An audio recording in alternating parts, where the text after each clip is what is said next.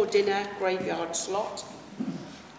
I'm just going to crack on, so if you can't hear me, shout or something, yes.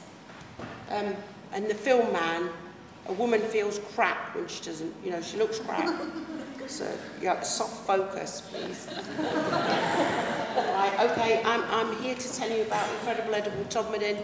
It's 4 years old this April, and I have to get to grips with this. Nothing's happening. No. Right. We like carrots in Todmorden. We think most people do, and we don't like sticks.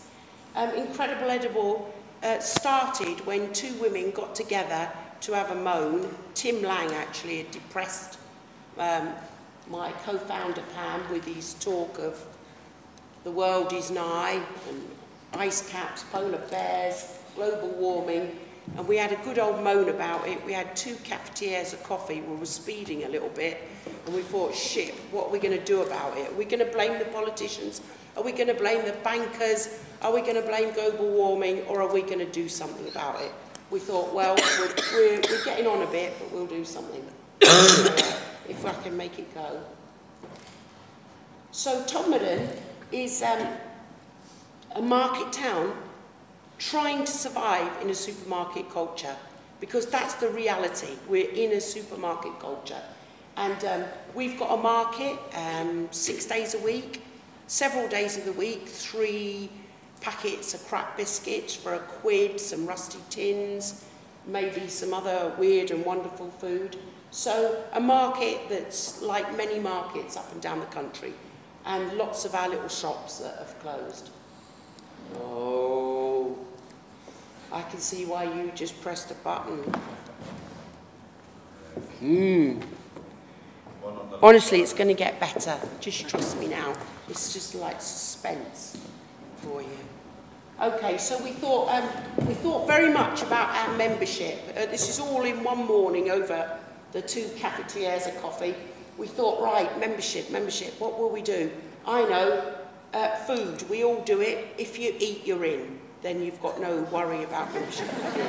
So that was our membership. I'm going to try it now.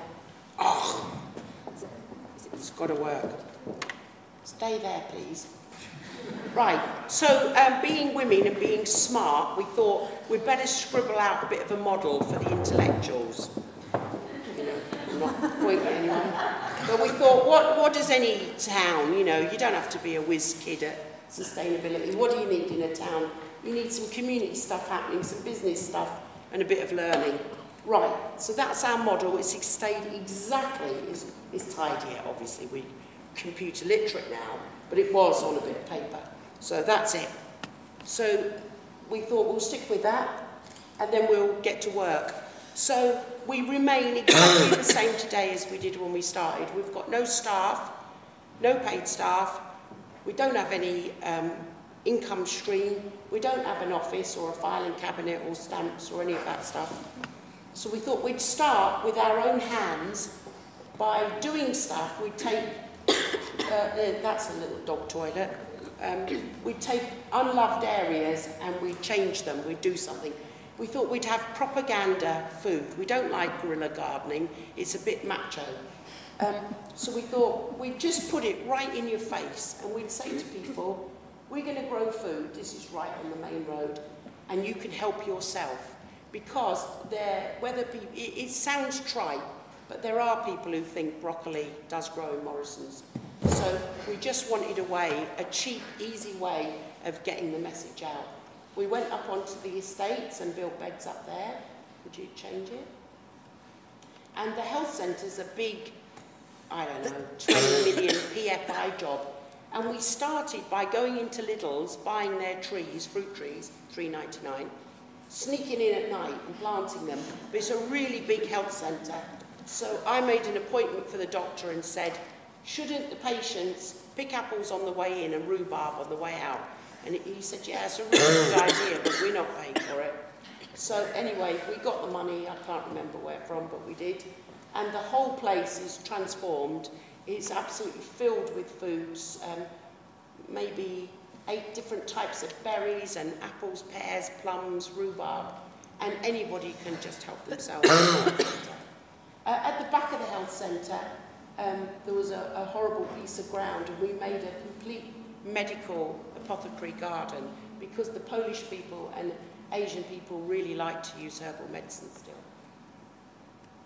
At the railway station, we thought we'll you know, it's the front door to your town, so we've got pick your own herbs on the platforms, and then in the car park we've got brassicas and spuds, and when the ticket man died, I went to see him and said, Reg, what's your favourite veg? And he said broccoli, so we've got a whole memorial to the ticket guy of his broccoli beds. And what's really lovely, the station down the line is growing broccoli as well, in Reg's memory. The police station's got a lovely south-facing land, and we started to negotiate for some raised beds, and it got a bit complicated, and it would have to go up to the commander. And in the end, he said, why don't you just do it, Mary, quick? I said, all right, I'll do it quick. And then no one noticed. You see, the police now put it in their own magazine. They think someone gave permission. But anyway, it's very popular. And men in uniform, our experience is they're highly competitive. So the firemen had to have cherry trees and veg beds, so we just play along with them. That's very good. And this is our learning stuff that we've got going all the time. So we've got 6 primaries and 1 secondary school. Every school is growing food in the playground in various ways. This school's got chickens. Several schools have got chickens as well. This is an old tennis court that's been turned into a great big community growing area, because tennis isn't very good when you're hungry, apparently. And these Bengali people were quite lonely, but they're now the champions. Absolute brilliant vegetable growers, so they're highly sought after. There's a Church of England school at the back there with no land whatsoever.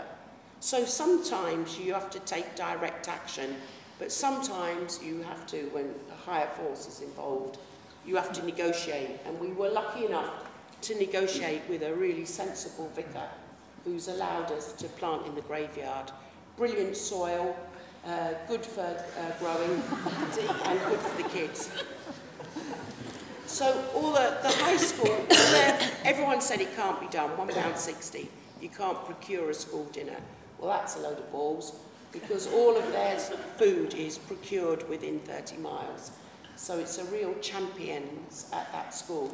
And the kids can go up onto the farms, local farms, to see where their grub comes from, or sometimes the farmers bring it into the playground.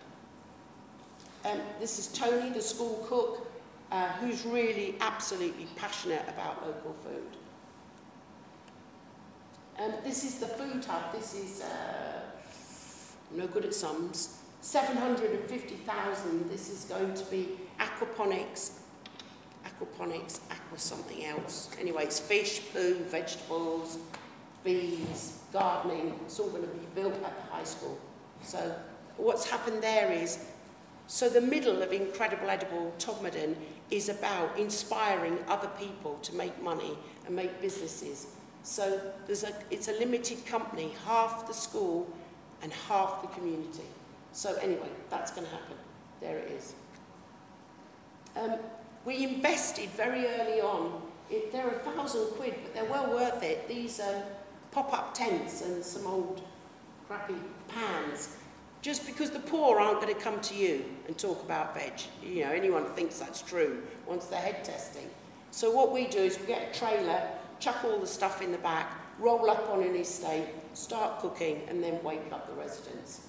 I say that because we went at dinner time and we had to hang around because nobody was actually up. So what we do now is go and knock people up and start a conversation about food. We've got a bee group because anyone who knows anything about bees, it's a middle class, expensive little hobby. So we've got community beekeeping where you can share the stuff and pass it on from a generation to generation.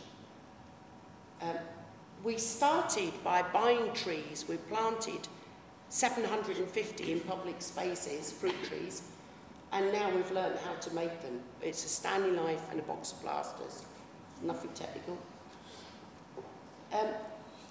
throughout the last 3 years, we've had a continuous programme of what we call the Lost Arts training, how to gut a rabbit, kill your chicken, how to make jam, make bread, all of those skills that have been lost in a very short period of time. So we've a continual, if you go on our website, you'll see we've got a continual, whether it's wild food, foraging walks, or how to make a raised bed. We've got a continual programme of that happening. And business. When we first started, we thought, what product could we really make a difference with locally? Plus, we love Every Egg Matters. We just like to take the mick. We thought that's a great campaign name. And we looked at the EU rules and the rules about chickens and eggs. It's quite strict. But if you look at a rule long enough, there's a hole. Anyway, we found the hole and we've worked out how to do it. So. And that's my rooster there, Napoleon. A really cheap, effective trick. I don't want to be oppressive about market traders, but we have found it very difficult. So what we did was we cooked ourselves our own food, invited ourselves to our own dinner and paid, and with the money we bought these blackboards, and then we gave them to people in the market, and we said, if you put whatever comes from 30 miles, we don't want a carbon footprint conversation that's going to go nowhere. Why don't you put on whatever is in 30 miles? And then we got a whole network of people only to buy food off of the boards. So anyway, they love them now. The boards work and people get what it's all about. So we've encouraged new businesses. This is SJ with her porpoise pigs. And this is a new cheesemaker that's, he's a computer programmer, but he's got into it. And he started off with one cheese and now he's got a whole pile of cheese. He still looks like a computer programmer, doesn't he? No, this is the Bear Cafe. If ever you come to Todmorden, for goodness sake, get in there. It's gorgeous. And what they've done is they bought a polytunnel and they're employing someone part-time to grow as much food as possible for them, which is really lovely. Plus, it's our informal office. This is a site in Walsden, a local garden place, a millionaire. He gave us this piece of land here. It's bounded by the canal, the railway line, and the only access is a pallet factory. But what he didn't tell us was that every rabbit and deer in Europe convenes there, and that's why it's all crap. So we've spent 5,000 on this Tenco fence. It took a long time to do it. And now we've got polytunnels on it, and it's a complete permaculture training centre. And the idea is that's just become a limited company, and that will be for apprenticeships. And these are some of the kids from the local high school who go once a week to do growing stuff. So when we started 3 years ago, we never for a million years thought there'd be vegetable tourism. And now we're stuck with it. We've got a continual supply of people. I've got an Italian filmmaker tomorrow, then after that a German radio show about umpire bands who's coming to look at vegetables. There's a continual stream of people all winter as well come to look at vegetables, so that's just a very strange thing, but it's good for the town. On the back of that, we thought, this is a supermarket town. Hebden Bridge, 4 miles away, Britain's grooviest town, won't have supermarkets, so Todmorden gets all the rubbish. So what we've done is we completely made this up, so don't question me closely on this. We made it up, we found 2 guys in London at Goldsmiths College to help us, and we've designed a green room where you get off at the station and you can visit beautiful gardens and learn about the life cycle of the bee. And that way it keeps people in town using local shops. So it's been a hard slog, you know, jumping from vegetables to the built environment and all the rest of it, but we're there nearly. And then we said to people, well, actually, this isn't about money. It's not an empire. It's not about careers. It's about love of the planet. It's about doing something. So take our logo, take our constitution, and do it yourself. And there are 31 other towns you could just flick through.